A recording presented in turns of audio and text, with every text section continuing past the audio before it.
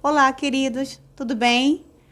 Professora Aline, né? Estou muito feliz aí com essa aula remota, com essa interação, mesmo que distante, torcendo logo para que tudo isso acabe e possamos voltar às nossas aulas, né, presenciais, com total segurança. Isso sim é importante. Bem, sem mais delongas, vamos abrir nosso livro aí, tá? Vamos estar começando pelo capítulo um, que vai trazer como tema tradição e identidade indígenas. Bem, o livro traz um conceito bem bacana aí. Vamos dar uma lida? Os povos indígenas foram os primeiros habitantes do Brasil, ou seja, já estavam neste território quando os portugueses aqui chegaram, em 1500. Com seus hábitos e costumes, eles ajudaram a formar a cultura brasileira e muitas das suas tradições se mantêm até os dias de hoje. Aí tem aí A, B e C, respondam aí, que vai falar um pouquinho, né, sobre o seu entendimento, sobre o seu conceito em relação ao que você entende em relação à cultura indígena. Bem, eu me aprofundei mais um pouquinho, né, e trouxe um pouquinho mais de informação sobre esse tema tão rico, né, que fala tanto da nossa origem. Vamos lá. Antes da colonização, os índios habitavam o território, hoje denominado Brasil. Tinha uma cultura similar em alguns pontos. Tais eram organização social, baseada no coletivismo, a ausência de política do Estado, do governo, não existia. A ausência de moeda de troca mercantis, não existia dinheiro. Regiões politeístas baseadas em elementos da natureza e a ausência da escrita. Então, eles não sabiam ler, né? Se não sabe escrever, consequentemente, não sabem ler. A religião indígena baseia-se em conjuntos de mitos sobre seres espirituais. Era variada, no entanto, era comum a crença em entidades espirituais que habitavam o mundo. Bem, tudo tem a ver com uma leitura que está na página 12 do nosso livro, que fala sobre a lenda do Irapuru. Gostaria que você, meu aluno querido, desse uma lida, tá? Sobre esse texto, que esse texto aborda. Tem tudo a ver com religião, né? Essa cultura espirituais, essa crença, né? No mundo material. Esses mitos têm tudo a ver com esse texto. Gostaria muito que você respondesse os exercícios da página 14, 15 e 16 do seu livro, tá? Que vai falar sobre o texto que você acabou de ler. Beleza? Já na página, deixa eu abrir aqui meu livro. Aí, na página 16, tá falando um pouquinho sobre elementos coesivos, né? Professor, o que seria elementos coesivos? Bem, quando é um conteúdo muito importante, né?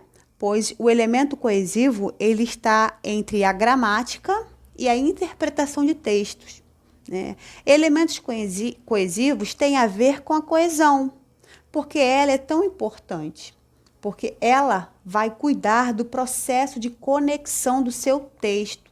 Todas as linhas do seu texto precisam estar bem conectadas para que a função, que é a comunicação, seja atingida com clareza, tá? Por isso é importante estudar a coesão, pois o seu texto ficará tão bem desenvolvido que todas as funções, né, todos os objetivos que o seu texto tem de trazer informação, de trazer um ponto de vista, de trazer a consequência para um determinado assunto, vai se cumprir. Por quê? Vai ser um texto claro, que tem coerência, né? Porque vai facilitar o seu entendimento. Coerente porque terá sentido. Quando eu falo aí clara, né? Porque ela vai facilitar o entendimento. Quando eu falo coerente, é porque ela vai ter sentido, tá?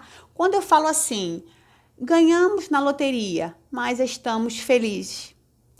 Concorda comigo que a função, né, que quando ganhamos na loteria, teoricamente é uma coisa boa. Então tem a consequência de estar feliz. Mas esse mais aí traz uma ideia de oposição. Ele é um elemento coesivo. Sim, esse mais aí é um elemento coesivo. que geralmente nós aplicamos como uma conjunção adversativa, que tem como finalidade gerar oposição a uma ideia anterior. Quando eu falo assim, ganhamos na loteria, quer dizer que, consequentemente, eu vou estar alegre, estou feliz, né? Mas quando eu coloco esse mas, eu trago uma ideia de oposição. E eu não posso, no meu texto, trazer uma ideia e, consequentemente, trazer outra contrária, né? É que a gente chama de quebra de expectativas. Então, por isso, eu tenho que dominar os elementos coesivos. Por quê?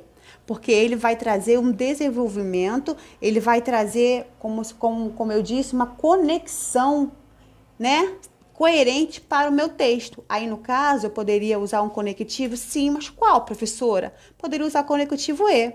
Ganhamos na loteria e estamos felizes. O conectivo E, essa conjunção, chama-se conjunção aditiva. Ela traz uma ideia de soma. Aí, eu vou com essa conexão, com esse conectivo, melhor dizendo, eu vou estar juntando. Eu vou estar feliz por ter ganhado na loteria, né? E ao mesmo tempo, vou estar tendo um resultado positivo da minha alegria. Então, o conectivo aí, essa frase está totalmente desestruturada, né? Ela está mal colocada. E é isso que a gente vê com frequência nos textos. Conectivos empregados no lugar errado. Então, é isso que nós vamos aprender ao longo do ano, porque o livro, mais um pouquinho na frente, vai falar sobre outros elementos conectivos. Importante que nesse primeiro momento a gente tenha noção o que é um conectivo, quando ele é adequado numa frase, quando ele não é, quando ele quebra a expectativa, porque mais à frente nós vamos começar a redigir textos através das nossas aulas de produção textual, né? Tem vários textos lá, a estrutura de uma redação, que é introdução, desenvolvimento, conclusão, e vai ficar mais fácil se nós agora entendermos isso. Quais são os elementos coesivos, a importância que eles têm dentro de um texto. Tranquilo?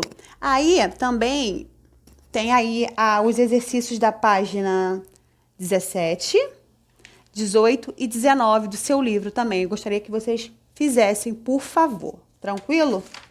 Bem, dando continuidade aí, eu sei que no primeiro momento fica um pouco estranho, né? A gente ter essa aula de livro, assim, não tá se vendo, mas eu falei com a coordenação, eu vou ver que pelo menos uma vez, né, durante esses 3 dias de aula que foi disponível para essas aulas remotas, a gente fazia uma aula pelo Google Meet, né?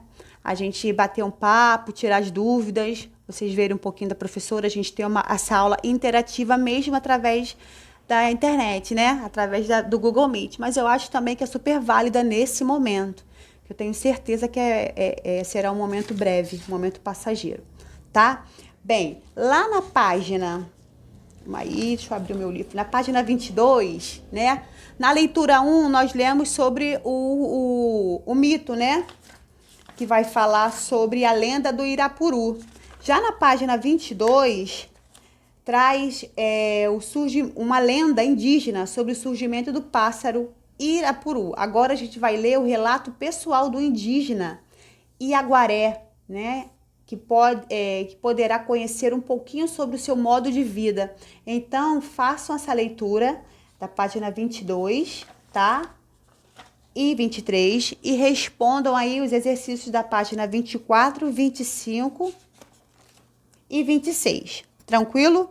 Queridos, bem, nossa aula hoje foi a primeira aula, né? Foi uma aula breve.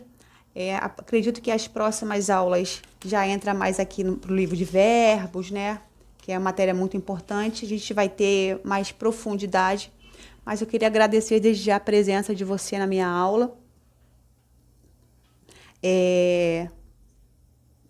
Queria dizer também que qualquer dúvida que aconteça, pode chamar a professora para responder os exercícios. Se tiver alguma dúvida nos exercícios, podem me chamar. Se quiser falar comigo outras coisas sobre os estudos, outra professora, eu estou aqui para ajudá-los, tá ok? Um forte abraço, até a próxima aula.